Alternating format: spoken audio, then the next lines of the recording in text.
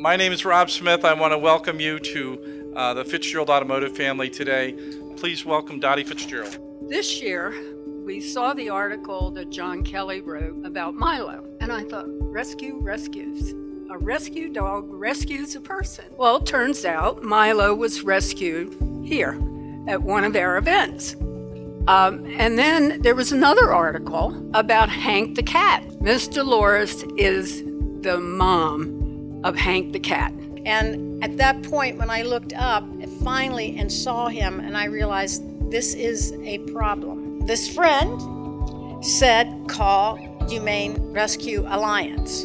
Once you call Humane Rescue Alliance, they're there for the duration. So they never give up. Because of all the help of all of you in here, he is down today. And as soon as I open my door, Milo's right there and he storms out of the door. So he goes to my neighbor's house and he's barking and just sniffing, and he starts to scratch at her screen door and he's trying to get, into the house. And I was like, yeah, I heard like a really faint voice say, help. And it was coming from the house. And Milo just kept on scratching at the door. So we go to the house a little closer to the front door, we knock, and the screams get louder. And so it happened to be Miss Starr. And she had fallen, in her bathroom. Nobody else could hear her scream but Milo. So we called the fire department. We stayed there until they got her up and out of the bathroom.